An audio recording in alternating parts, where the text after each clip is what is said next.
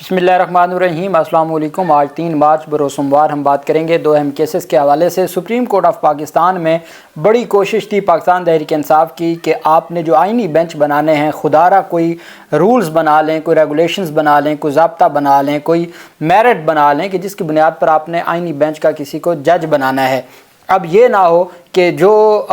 हुकूमती या कोई भी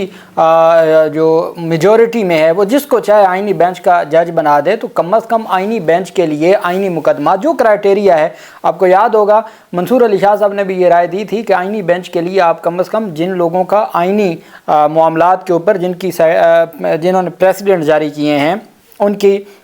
मुख्तलिफ़ तरह की रिपोर्टेड जजमेंट्स हैं, तो वो उसको कोई ना कोई क्राइटेरिया बनाया जाना चाहिए। ये पाकिस्तान तहरीक इंसाफ का मुतालबा था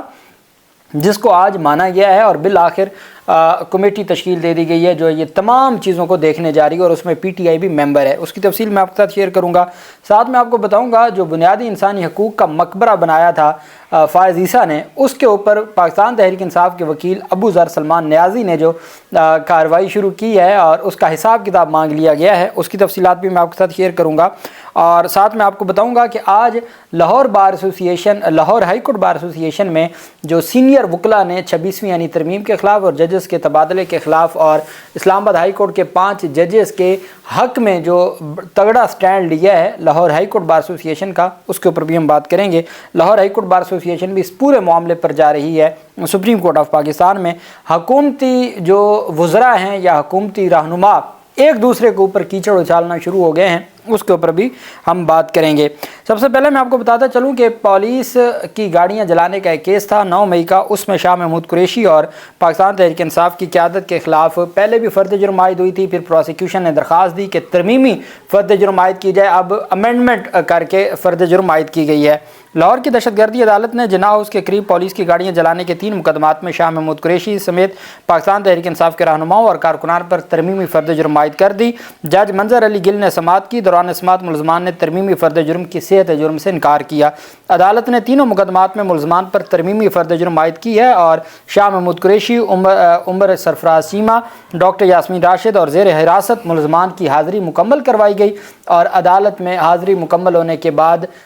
तरमीमी जो अमेंडेड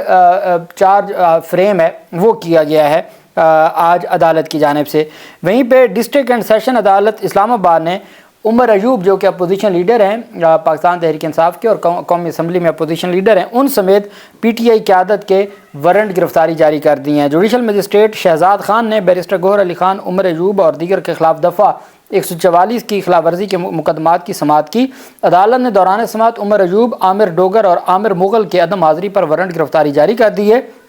जबकि शुएब शाहीन और बैरिस्टर गौहर की हाज़िरी से इस्तिस्ना, जो वकील हैं उनकी हाज़िरी से इस्तिस्ना की दरख्वास्त मंजूर कर ली। जो वकील नहीं हैं, जो सियासी लीडर हैं और अपोजिशन लीडर ऑफ द कौमी असम्बली, ये कौमी असम्बली की इज़्ज़त बना दी है इन्होंने, उनके वारंट गिरफ्तारी जारी कर दी हैं। और दौरान समाअत मुलजमान की बरीयत की दरखास्तों पर आज भी दलाइल न दिए जा सके, अदालत ने समाअत 23 अप्रैल तक मुलतवी कर दी है। ये थाना I-9 में 2 मुकदमा दर्ज थे जिसमें अदालत में आज समाअत हुई है और अदालत ने पाकिस्तान तहरीक इंसाफ की सीनियर जो क़यादत है आमिर डोगर, आमिर मसूद मुगल और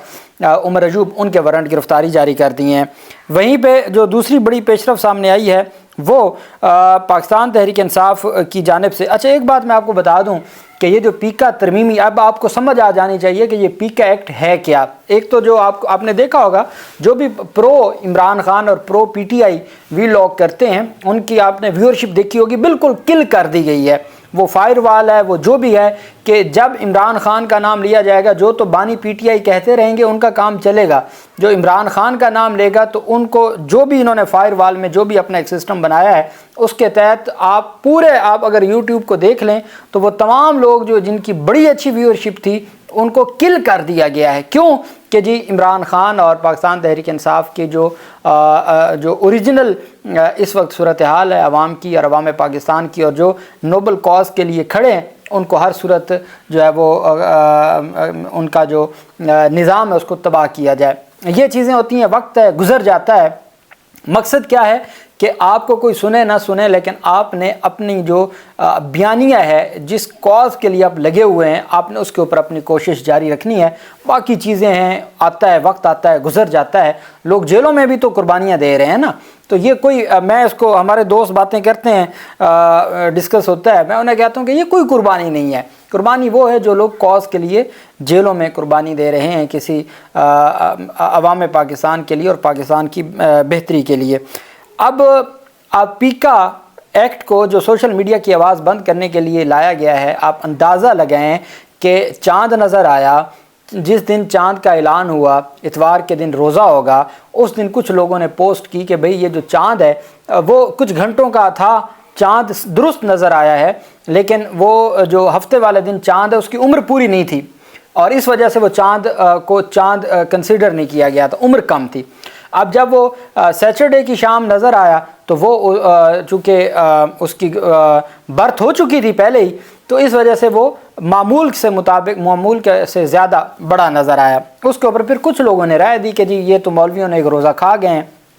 اب یار اتنی بات کرنے پر بھی پیکا ایکٹ کا مقدمہ درج ہو گیا ہے کہ جی انہوں نے، ایک شخص نے یہ کہا ہے، خیبر پختونخوا کے ضلع بنوں میں چاند کی رویت سے متعلق متنازع الفاظ استعمال کرنے پر شہری کے خلاف مقدمہ درج کیا گیا ہے۔ روزے کا اعلان نہ کرنے کو بنیاد بنا کر شہری نے علماء کے خلاف سوشل میڈیا پر ایک کہا تھا جی کہ یہ ہمارا ایک روزہ کھا گئے ہیں۔ اب یہ آپ دیکھیں فریڈم آف ایکسپریشن ہم کہاں کھڑے ہیں کہ آپ اتنی بات بھی نہیں، اتنا اختلاف بھی نہیں کر، مولویوں سے بھی، ادارے عدلیہ، حکومت، ان سے سیاستدان، ان سے اختلاف تو دور کی بات، اب مولویوں سے بھی نہیں اختلاف کر سکتے، اور اس پہ بھی مقدمات درج ہو رہے ہیں۔ دوسری طرف پرویز خٹک کے حوالے سے گستاخی کی ہے، مزاحیہ یہ صورتحال ہے، لیکن بات کہیں نہ کہیں درست بھی ہے۔ وہ یہ ہے کہ مسلم لیگ نون نے ان کو مشیر بنا دیا۔ اب جو اختیار ولی، جنہوں نے ساری زندگی عمران خان اور پاکستان تحریک انصاف پہ کیچڑ اچھالا، اب پرویز خٹک مشیر بن گیا، اختیار ولی کے ہاتھ کچھ نہ آیا، تو اب اختیار ولی انقلابی بنا ہوا ہے کہ جی دیکھیں جی بڑی زیادتی ہے، جنہوں نے قربانیاں دیں، یہ ہوا وہ ہوا۔ اب اختیار ولی سے سوال پوچھا کہ پاکستان تحریک انصاف کو توڑنے کے لیے پرویز خٹک کو شامل کیا گیا حکومت میں تاکہ پی ٹی آئی کا توڑ خیبر پختونخوا میں نکالا جا سکے۔ اختیار ولی نون لیگ کا رہنما ہے، اپنے حکومتی مشیر کے حوالے میں کہتا ہے کہ وہ تو بادام نہیں توڑ سکتا، پاکستان تحریک انصاف کیا توڑے گا۔ اختیار ولی نے کہا کہ مقتدر حلقوں کی جانب سے لانچ پرویز خٹک کو وفاقی کابینہ میں شامل کرنے سے پارٹی کو نقصان پہنچے گا اور کارکنان میں مایوسی پھیل گئی ہے۔ وفاقی کابینہ میں شمولیت پر اپنے اور کارکنان کے تحفظات میں نے بیان کر دی ہیں۔ پرویز خٹک کو انہوں نے وزیر اعلیٰ کے دور میں ہی ہرا دیا تھا، جن کی سیاست اب ختم ہو چکی ہے، ان کا کہا جا رہا ہے بیکار شخص کو وفاقی کابینہ میں شامل کر لیا گیا ہے۔ انہوں نے کہا نواز شریف، مریم بی بی اور دیگر رہنماؤں کو گالیاں ہی دی ہیں، پرویز خٹک نے، اس کے علاوہ اس کی کوئی کنٹریبیوشن نہیں ہے، لیکن بڑا ظلم ہو گیا، ہوگی، پرویز خٹک کو کابینہ میں شامل کر دیا گیا، اختیار ولی رہ گیا۔ چونکہ اب پرویز خٹک کو تھوڑی مسلم لیگ نون نے کیا، وہ کرنے والوں نے کیا ہے، جنہوں نے عمران خان کے خلاف کچھ بیانات دلوانے تھے انہوں نے دلوائے اور پاکستان تحریک انصاف کو توڑنے کی کوشش کی، تو ٹوٹا تو نہیں، لیکن پھر بھی ان لوگوں کو، وہ اون چودھری ہو، وہ علیم خان ہو، وہ جو بھی ہو، ان کو نوازا بھی گیا۔ اب دلچسپ صورتحال یہ ہے کہ registrar supreme court of Pakistan کو ایک درخواست دی گئی ہے، پی ٹی آئی کے بڑے ینگسٹر اور بڑے منجھے ہوئے وکیل ہیں، ابو ذر سلمان نیازی ہمارے بڑے اچھے دوست اور بھائی ہیں، لاہور ہائی کورٹ میں پریکٹس کرتے ہیں،